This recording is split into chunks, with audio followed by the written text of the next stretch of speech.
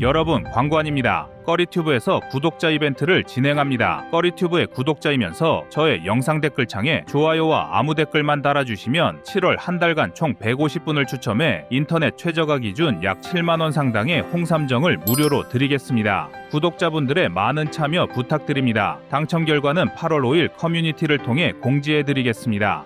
결국 노르웨이도 한국산으로 마음을 굳혔습니다. 영국 군사정보 포털 제인스닷컴에 따르면 지난 7월 3일 노르웨이 국방물자국은 K9 자주포의 포탑 시뮬레이터에 대한 자료 요청서 RFI를 유럽연합 입찰 웹사이트에 발행했다고 하는데요. 이는 곧 K9 자주포에 대한 훈련 시스템을 제대로 갖추는 것과 동시에 현재 방만하게 운용되는 포병 장비를 K9으로 단일화하겠다는 의지로 읽히고 있습니다. 그래서 준비했습니다. 오늘은 노르웨이발 K9 자주포 관련 소식과 함께 K9이 노르웨이 시장을 점령하기까지의 과정을 되짚어 보겠습니다.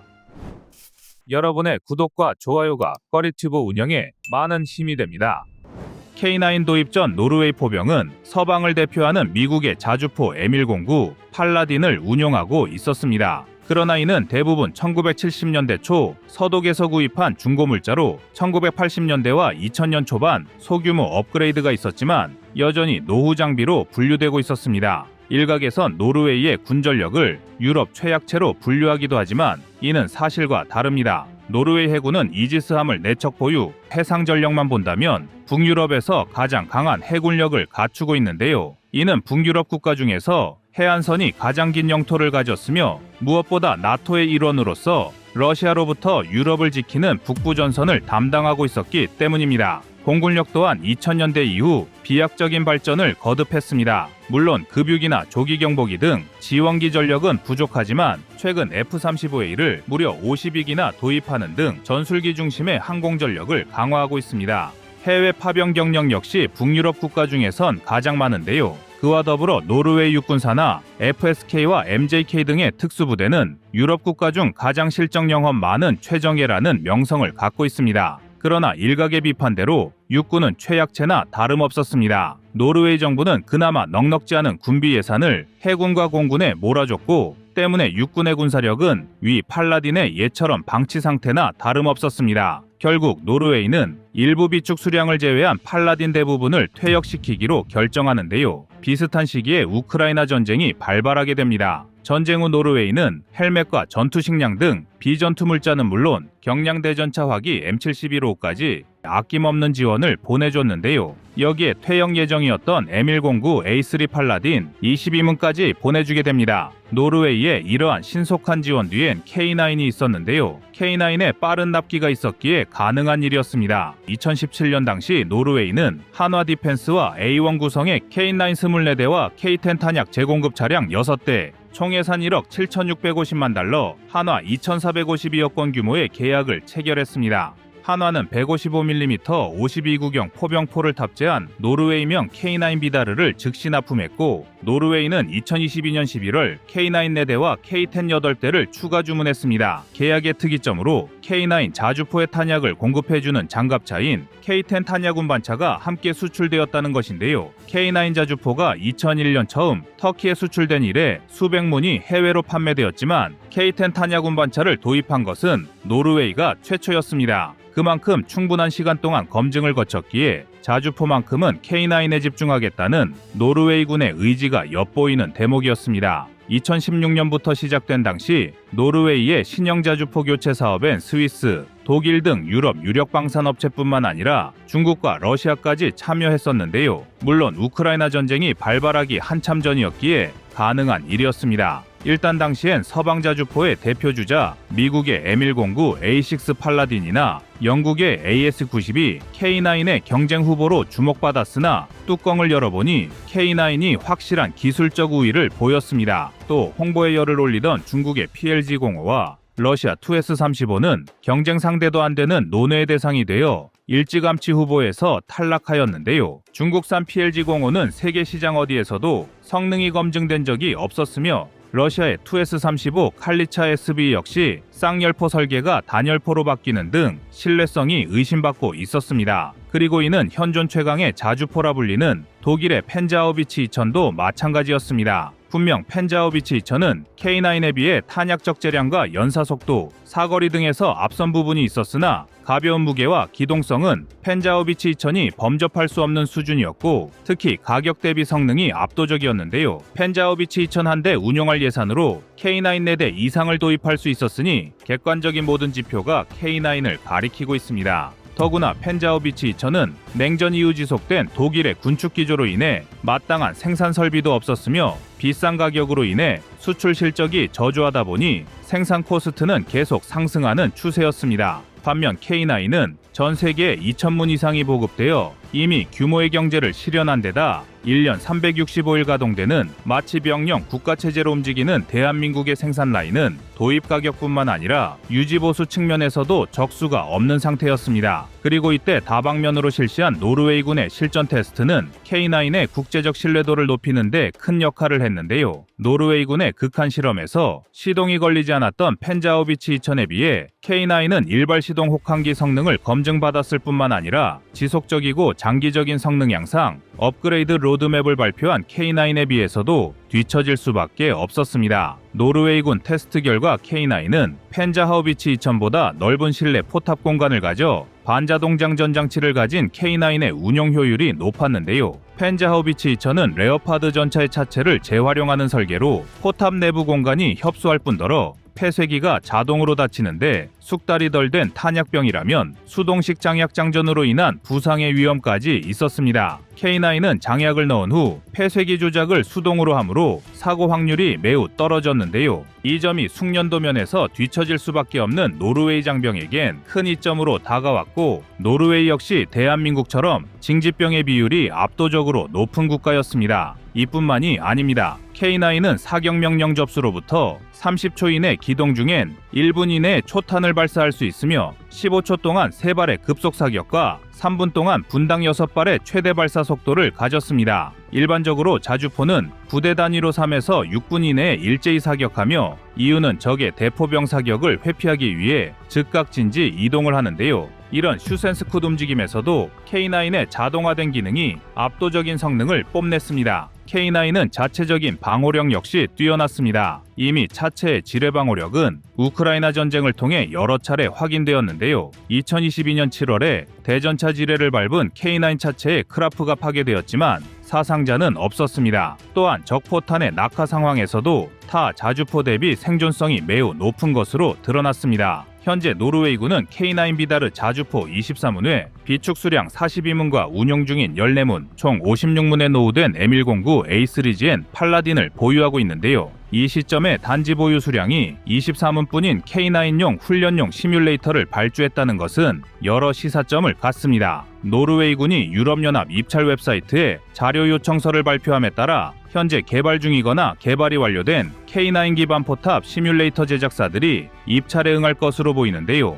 노르웨이군은 상용 기성품 솔루션을 기반으로 제작될 시뮬레이터를 늦어도 2027년까지 납품을 받겠다는 입장입니다. 노르웨이군의 이번 조달은 탄약 소모를 감소시키는 동시에 포병의 역량 수준을 높여 작전 효율성을 강화하는 것을 목표로 하고 있는데요. 추가적으로 시뮬레이터로 인해 K9의 실전 훈련 시간이 줄어든다면 장비의 물리적 피로도 감가상각 역시 줄일 수 있습니다. 오늘날 한화에어로스페이스는 방산 분야에서 쌓은 40년간의 기술로 대한민국뿐 아니라 해외 시장 공략에 적극적으로 나서고 있는데요. 지난해 사상 최대 실적을 기록한 데 이어 올해 1분기 기준 누적 수주 잔고는 30조 3천억 원에 육박하는 한화는 북유럽과 동유럽 시장을 새로운 목표로 세우고 있습니다. 그리고 이런 시점에서 노르웨이군의 K9 시뮬레이터 발주 소식은 반가운 뉴스라 할 수 있습니다. 현재 대한민국의 K9 자주포는 글로벌 시장의 공룡으로 수출 시장 점유율 50%를 넘긴 지 오래인데요. 여기에 예정된 계약 물량까지 포함시킨다면 점유율이 70%까지 상승, 그야말로 독점적 지위를 가졌다고 할 수 있습니다. K9 자주포 운용국은 대한민국을 포함 폴란드, 노르웨이, 이집트,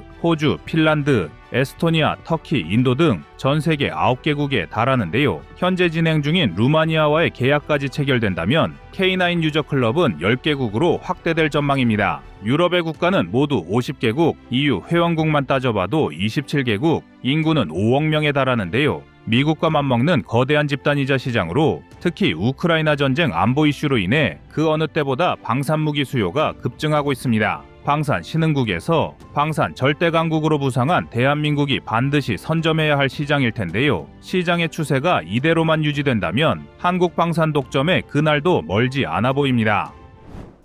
여러분의 구독과 좋아요가 꺼리튜브 운영에 많은 힘이 됩니다. 다음은 24년 6월 21일 K9 루마니아 진출 확정 영상입니다. 최근 7년간 루마니아가 진행한 무기 도입 사업 중 최대 규모의 무기 수주는 역시 우리 대한민국의 차지였습니다. 루마니아는 올해 나토 가입 20주년을 맞아 GDP 대비 국방 예산을 2023년 2.0%에서 2024년 2.5%로 증액하였습니다. 또한 2032년까지 주요 무기 도입에 약 54조 원을 투입할 계획을 수립하면서 동유럽 방산 시장에 큰 손으로 급부상하고 있습니다. 그리고 우리 대한민국이 오랜 시간 공을 들인 K9 자주포의 도입이 성공적으로 마무리되었는데요. 이번 수출 계약 규모는 하나 약 1조 3천억 원에 육박하는 금액이며 루마니아는 K9 자주포 53문과 K10 탄약 운반 장갑차 36대를 도입할 예정입니다. 이외에도 루마니아는 K2 전차와 레드백 장갑차에도 관심을 드러내고 있기 때문에 K9 자주포는 앞으로 한국산 무기가 연쇄적으로 루마니아에 진출할 수 있는 초석을 다졌습니다. 또한 독일의 펜자비치 2000과 티르키의 티로 프르트나를 상대로 승리를 거뒀다는 점도 굉장히 의미심장합니다. 펜자비치 2000은 명실상부 세계 최고의 성능을 갖춘 자주포로 평가받고 있으며 이미 다른 나라의 자주포 도입 사업에서도 K9과 여러 차례 경쟁을 벌여왔었습니다. 하지만 이번 루마니아 수주전에서 한국이 다시 한번 승리하면서 K9 자주포의 우수한 성능을 입증했을 뿐만 아니라 얼마 전 있었던 영국 자주포 사업에서 RCH-155에 당했던 아픔을 고스란히 되갚아 주었습니다. 여기에 K9의 기술을 이전받아서 제작해놓고도 마치 자국 기술력으로 생산한 것처럼 선전하기 바빴던 튀르키의 T15도 한국을 이기지는 못했습니다. 역시 아류는 원조를 따라올 수 없다는 진리를 다시 한번 입증한 것인데요. 최근 들어 튀르키예가 몇몇 방위 산업 분야에서 한국과 라이벌 구도를 가지려고 하지만 아직 한국 방산무기를 상대하기엔 역부족이란 것이 여실히 증명되었습니다. 자주포 시장에서 가장 강력한 경쟁자 독일과 아류작을 가지고 한국을 넘보던 튀르키예를 또다시 확실하게 눌렀다는 점에서 K9의 루마니아 수주는 지금까지의 수출과는 그 의미가 차원이 다르다고 평가할 수 있습니다. 일반적으로 포병의 부대 편제는 한 개 대대에 18문의 포를 배치하는 것이 기본인데요. 즉 54문의 K9 자주포를 도입한 루마니아는 3개 대대 규모의 포병 전력을 확충한 것입니다. K9과 K55의 연만 3천문 정도를 보유한 한국의 입장에선 얼핏 보면 매우 적은 수량인 것 같지만 속내를 들여다보면 절대 그렇지 않습니다. 루마니아의 육군은 준 군사조직인 잔다마리아와 국경수비대 등을 제외하면 약 4만 명에 불과한 소규모 병력을 가지고 있습니다. 그리고 자주포 3개 대대 규모는 루마니아의 군 편제에서 굉장히 많은 비중을 차지한다고 할 수 있는데 6년 전 도입했던 하이마스를 운용하는 부대들을 제외하면 사실상 루마니아의 포신포병 대다수는 K9을 운용한다고 해도 과언이 아닙니다. 여기에 더 놀라운 것은 루마니아가 처음으로 제대로 된 자주포를 운용하게 된 것이 한국의 K9이라는 점입니다. 루마니아는 이전까지 하이마스 도입을 제외하면 노후화된 포병 전력으로 유명한 나라였는데요. 자주포가 포병 전력의 핵심 중 하나로 변신한 지 수십 년이란 세월이 지났음에도 불구하고 루마니아는 견인포에서 벗어나지 못했던 나라였습니다. 그랬던 루마니아가 자신들의 군연대와 사업에 대한민국의 K9을 선택했다는 것은 그 의미가 사뭇 남다르며 한국산 자주포에 대한 성능 신뢰도가 없었다면 절대로 일어날 수 없는 성과입니다. 그리고 이러한 루마니아의 행보는 앞으로 K9 자주포가 시장을 더욱 확대하는데 많은 영향을 줄 수 있는데요. 루마니아는 K9 도입을 검토하는 단계에서 핀란드, 노르웨이, 폴란드 등 유럽에서 K9을 먼저 운용하고 있던 나라들과 긴밀한 교류를 진행했습니다. 이른바 K9 유저 클럽이라 불리는 모임을 통해 K9의 장점을 파악하고 이것이 1조 원대의 수출로 이어진 것입니다. 그리고 이제 방산업계에서는 K9 유저 클럽이 단순히 같은 무기를 운용하는 국가 간의 교류 모임에서 사실상 군사협력 협의체로 진화하고 있다고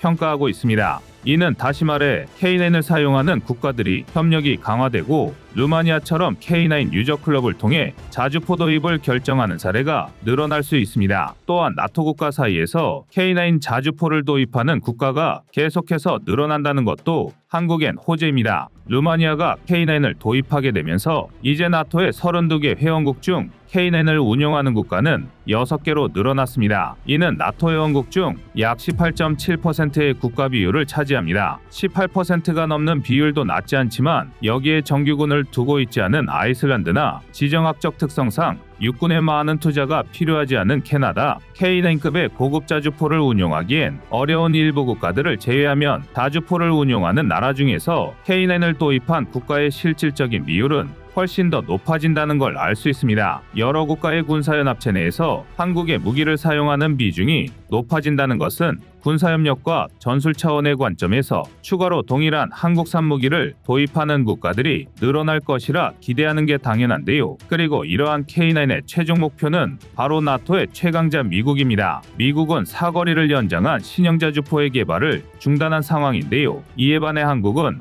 K9A2와 후속 모델을 통해 사거리 60km 이상은 물론이고 최대 100km의 사거리를 확보할 수 있는 자주포 체계를 계속해서 개발하고 있습니다. 그렇기 때문에 미국에서도 사거리를 연장한 자주포를 도입하는 데 있어서 K9만큼 매력적인 선택지를 찾아보기 어려운 상황인데요. 이러한 시점에 나토 소속의 회원국인 루마니아가 K9을 사용한다는 건 향후 미국 시장과 다른 나토 국가의 K9의 추가 수출을 기대할 만하다는 것입니다. 러시아의 우크라이나 침공으로 촉발된 세계 각국의 군비 경쟁 속에서 동유럽 국가들은 한국산 무기 체계를 통해 자국의 국방력을 끌어올리기 위해 최선을 다하고 있습니다. 그리고 이러한 한국의 시장 확장을 두고 유럽연합은 질투심을 느끼며 해방을 놓으려 했는데요. 하지만 역시 좋은 물건은 그 진가를 알아보는 법이었습니다. 유럽연합이 각종 방해 공작에도 불구하고 많은 국민들이 원하셨던 K9의 루마니아 진출이 드디어 그 결실을 보았는데요. 끊임없이 질주하는 K9의 강력한 모습을 계속해서 기대하겠습니다. 이상 꺼리튜브였습니다.